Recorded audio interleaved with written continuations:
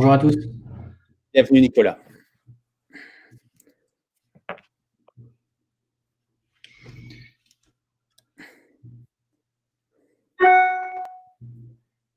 Je vais vous faire d'abord un petit état de la cybersécurité en 2020. Donc, moi, je suis Nicolas Z, je suis gérant de la société Manaps à Amiens. Donc, on est spécialisé dans l'informatique d'entreprise. Et donc, ce que je vais vous présenter aujourd'hui concernera essentiellement le monde de l'entreprise. Donc, petit état de la cybersécu en 2020. Les cybercriminels se sont énormément professionnalisés. Professionnalisés, ça veut dire qu'on est depuis bien longtemps déjà plus avec le hacker dans sa cave, mais vraiment des groupes organisés qui travaillent pour des États, qui travaillent pour des mafias, qui travaillent parfois pour des groupes terroristes ou tout type d'organisation criminelle pour des raisons stratégiques lorsque c'est des États, mais aussi pour des raisons financières parce que c'est un marché extrêmement juteux. Avec parfois des offres d'emploi qu'on voit traîner sur le Darknet pour des postes payés plus d'1 million d'euros par an, par exemple. Ce qui prouve que les gains sont colossaux dans ce domaine et de racket organisé à travers ces activités-là.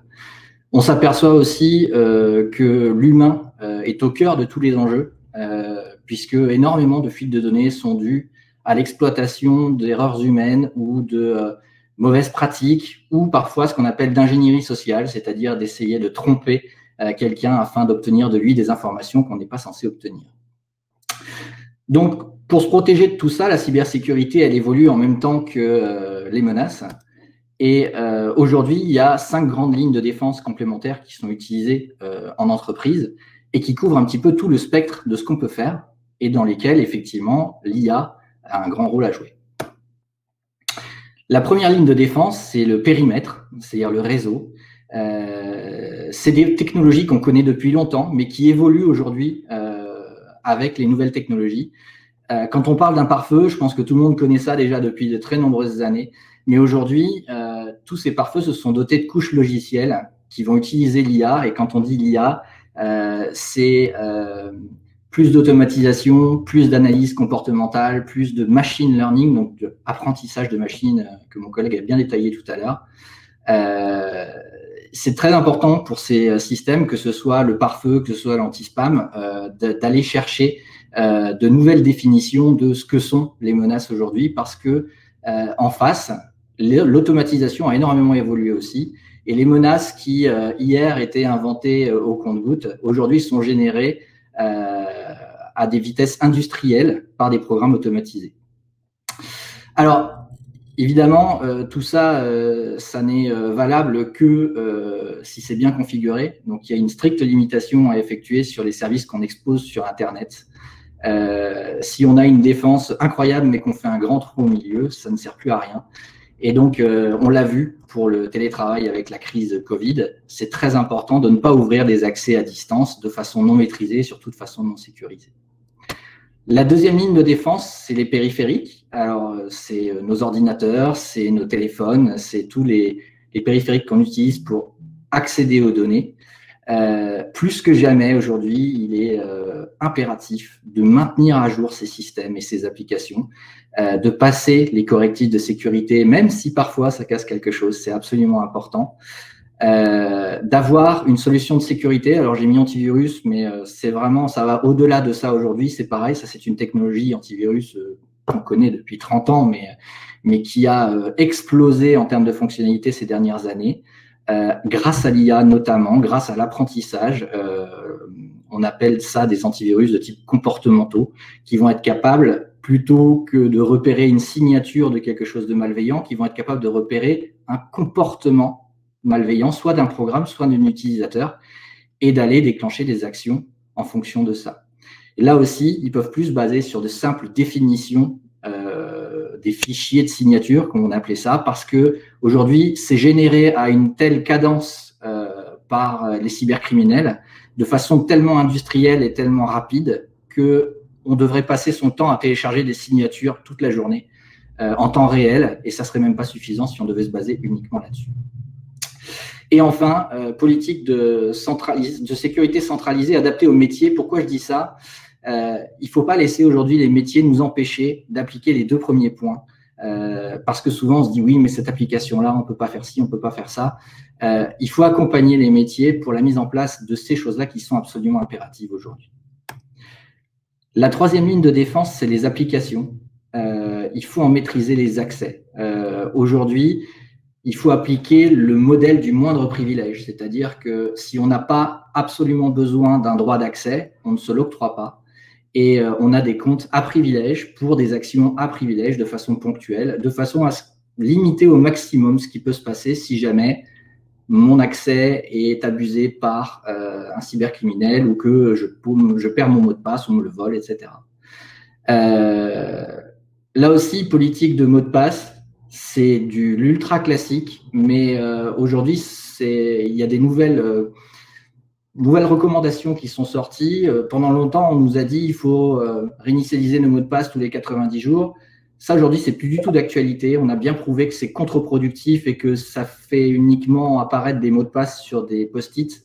L'ANSSI elle-même, aujourd'hui, dit que l'expiration de mots de passe n'est plus d'actualité et qu'à la place, il faut mettre une complexité de mots de passe et une authentification forte qu'on appelle à 2 facteurs. C'est-à-dire d'avoir, en général, maintenant, une application sur son téléphone qui nous donne un mot de passe qui change toutes les 30 secondes en complément du mot de passe qui est configuré sur son compte d'accès.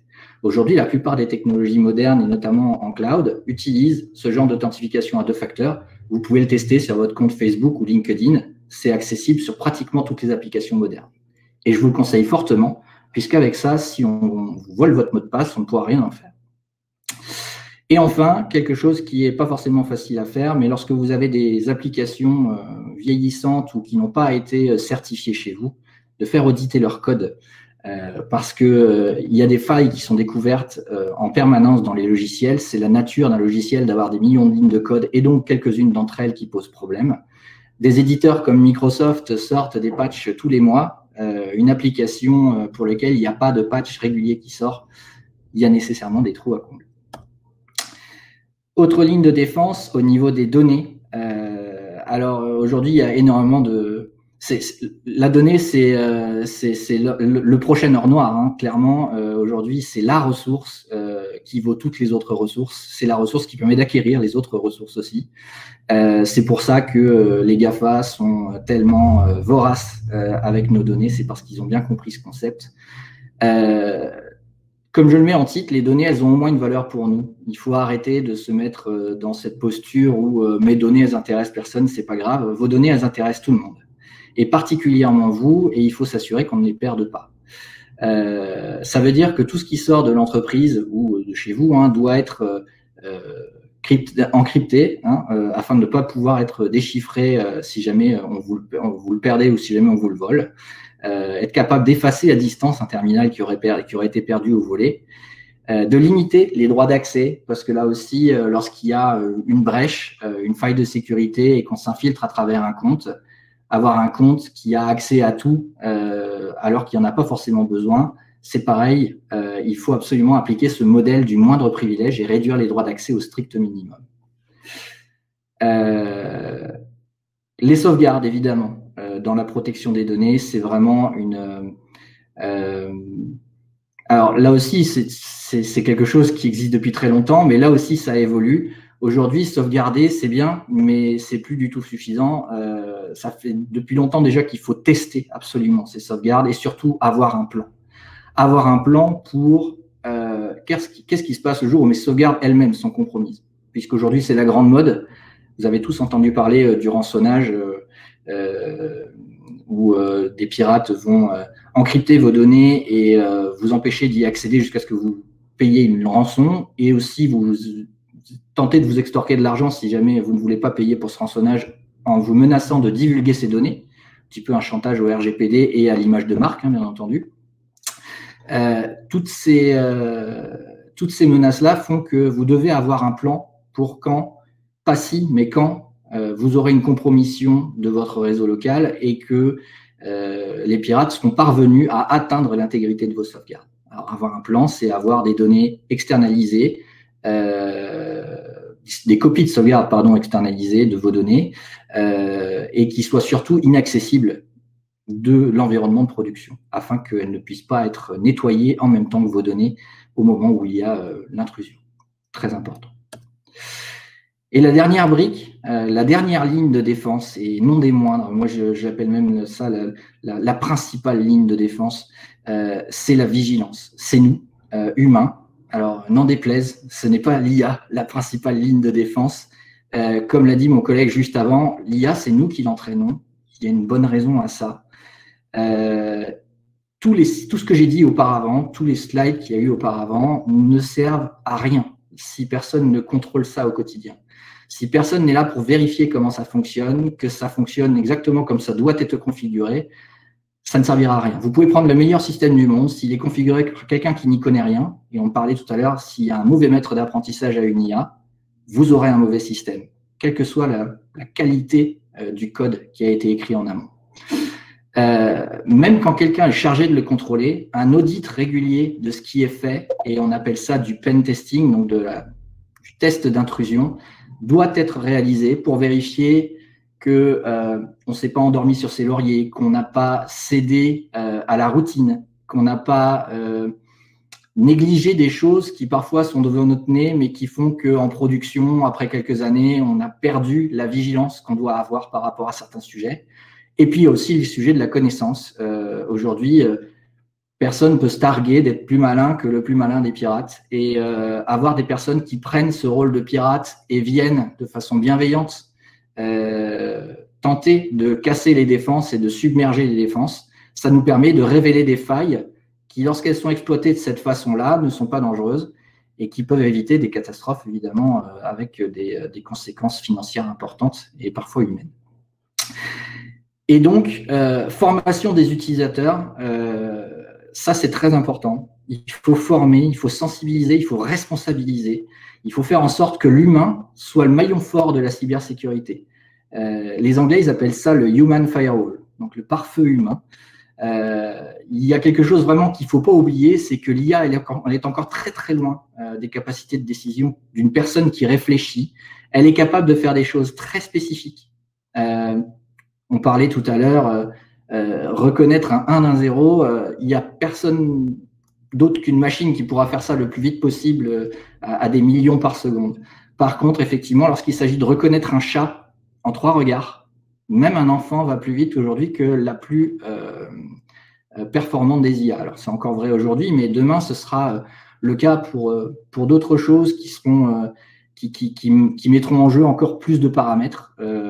Et la cybersécurité, en l'occurrence, reconnaître une menace, reconnaître un comportement malveillant, ça va beaucoup plus loin que ce que l'IA est capable de faire. Nous, on est capable, en tant qu'humains, de faire mieux lorsqu'on est formé à la menace et qu'on sait de quoi il retourne. Donc, sensibilisation, formation, responsabilisation des utilisateurs des données, c'est vraiment une des briques les plus essentielles aujourd'hui pour assurer la sécurité des entreprises et surtout, c'est une des briques, une des lignes de défense qui est la plus négligée aujourd'hui. Puisque vous demandez à toute entreprise aujourd'hui, est-ce qu'elle a un pare-feu, est-ce qu'elle a des antivirus, est-ce qu'elle a des sauvegardes, elle va vous répondre oui, oui, oui. Est-ce qu'elle forme ses utilisateurs? Je ne sais pas, peut-être il y a 6 mois, une fois, il y a pendant 5 minutes. Donc, c'est vraiment quelque chose qui, c'est sûr, qui prend un petit peu de temps, qui nécessite quelques connaissances, mais qui doit être fait pour réduire les risques. C'est un des plus forts leviers pour pouvoir le faire. Voilà, j'en ai terminé. J'espère que je n'ai pas débordé. Non, ça va, Nicolas. Alors, on a le plaisir d'avoir le président de l'UPJV qui vient d'arriver, donc il pourra intervenir après. Les questions seront posées. Il y a une deuxième intervention sur la cybersécurité. Et puis ensuite, vous pourrez poser vos questions, alors soit via le chat, ou sinon via les questions, comme certains ont eu a priori des soucis via le module de questions. L'intervention suivante, en fait, on avait visité le salon. Alors, vous savez qu'on a un formidable salon à Lille, le salon international de la cybersécurité, le FIC. Et on l'avait visité en 2020. On s'est rendu compte que il y avait des solutions matérielles pour la cybersécurité, qu'on faisait aussi des audits. On allait auditer les organisations, qu'on formait les gens, mais que 6 mois après, si de nouvelles personnes étaient arrivées dans la structure, si des personnes avaient oublié, eh bien, on retombait dans les travers de risques très importants en termes de cybersécurité. Donc, au sein d'HIAPS, on a créé un outil qui s'appelle Never Be Hacked et que Pierre-Edouard va vous présenter et qui, justement, se focalise sur le facteur humain et qui a un autre gros avantage, c'est qu'en plus, il peut passer en budget formation. Mais je laisse Pierre-Edouard nous présenter tout ça. Merci, Pierre-Edouard. Très bien. Bonjour à tous. Donc, je vais vous présenter une solution qui est basée justement sur l'humain, donc la faille qu'a parlé donc Nicolas tout à l'heure. Donc c'est un outil donc avec 3 champs d'action. Donc on a un premier champ qui est la cybersécurité. On va avoir un autre outil qui va être la RGPD et enfin un dernier qui va être l'e-réputation. Donc au niveau des fonctionnalités, donc nous on va partir sur la sécurité, donc sur l'humain. Cet outil va évaluer les risques et faire de la prévention auprès de vos collaborateurs.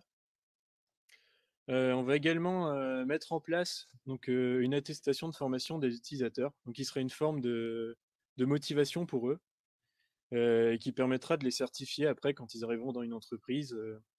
Ils montreront leur certificat au niveau des questions. Attendez, je vais monter mon son. Donc ça fera de la motivation et ça les obligera à répondre correctement au questionnaire prévu dans Never Be Hacked.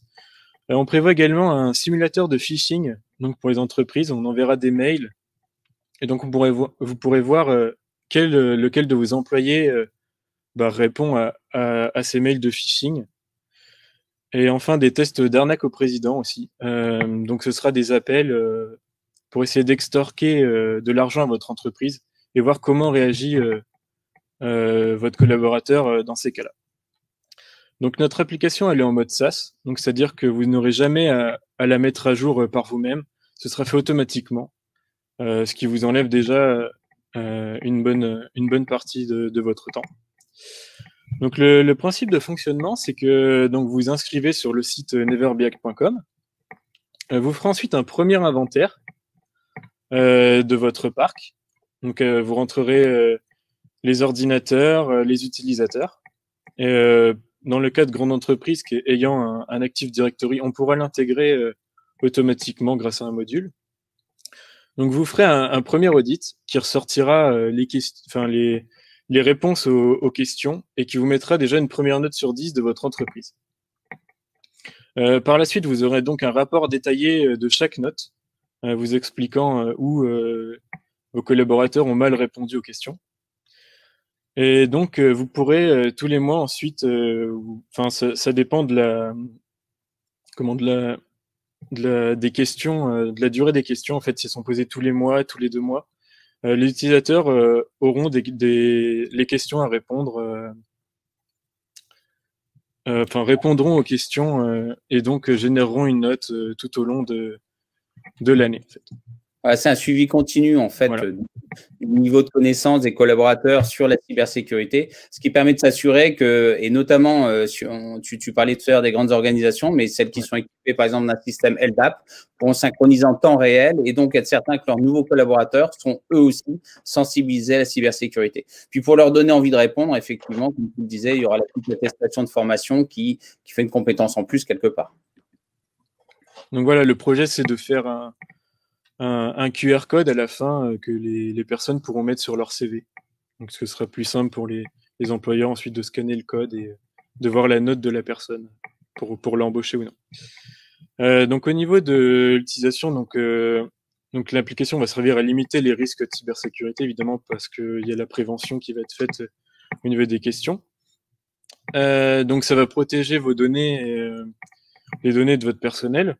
La protection, ça va limiter les comportements à risque, puisque les personnes vont faire une erreur sur la question. Évidemment, vont essayer de la corriger pour qu'au prochain questionnaire, ils aient la note maximale, évidemment. Donc, on en parlait de la sécurisation du LDAP. Et donc, oui, Sébastien le disait tout à l'heure, il y aura la possibilité de financer NBH par du e-learning. Donc ici, on peut voir le tableau de bord de NBH. Donc là, on a volontairement pris un exemple d'une société qui a une note très basse. Donc elle a 2,78 sur 10. Donc on voit sur le côté les différents thèmes. Donc, on voit qu'en analyse des équipements, l'entreprise est 0. Un antivirus, elle ne doit pas avoir une grosse solution antivirus puisqu'elle a eu la note de 2. Et donc, ensuite, on a un historique de sécurité mois par mois pour voir si, justement, la sécurité de l'entreprise évolue ou non. Au niveau de l'interface du produit, donc là, on a les questions que va voir l'utilisateur lambda. Et une case, donc la date de réponse, là on voit qu'il n'a pas encore répondu, donc il a toutes ses notes à 0 sur 10. Et donc il va répondre à ces questions et augmenter sa note. Donc là on a un exemple de question. Donc là, est-ce que l'utilisateur pense à systématiquement activer son écran de veille ou à bien verrouiller son PC en partant? Donc là, les réponses, évidemment, sont le verrouillage automatique est activé, au cas où j'oublierais, ou je verrouille tout le temps manuellement mon PC. Donc là, on a un second exemple. Donc là, c'est beaucoup d'équipements personnels sont infectés par des virus. Et donc, connectez-vous des appareils personnels à votre réseau d'entreprise. Donc là, c'est une question qui est assez grave, puisqu'on sait très bien que les téléphones, surtout Android, ont énormément de failles et donc peut être vite contaminé si vous téléchargez des applications sur le Google Store qui sont un peu douteuses. Donc là, si vous branchez effectivement votre téléphone dans votre entreprise, donc il y a risque de cryptage de vos données, comme le disait Nicolas tout à l'heure, et donc ça peut coûter plusieurs millions à votre entreprise rien qu'en ayant branché une fois votre téléphone sur le PC.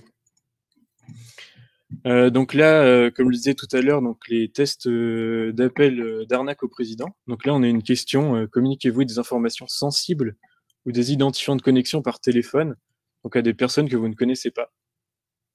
Donc là, évidemment, c'est très grave aussi, parce que si vous êtes dans un service financier, une personne vous appelle, vous dit, je suis le président de votre entreprise, il faudrait que vous versiez 400 000 € tout de suite sur un compte pour un client, c'est urgent. Bah, est-ce que vous le faites ou est-ce que vous le faites pas? Enfin, ça peut avoir des grosses répercussions sur votre entreprise. Donc là, on a un exemple du rapport qui est ressorti par NBH. Donc vous aurez donc votre note en haut, suivi des risques en dessous, donc ça va être par catégorie. Donc là, c'est l'analyse des équipements.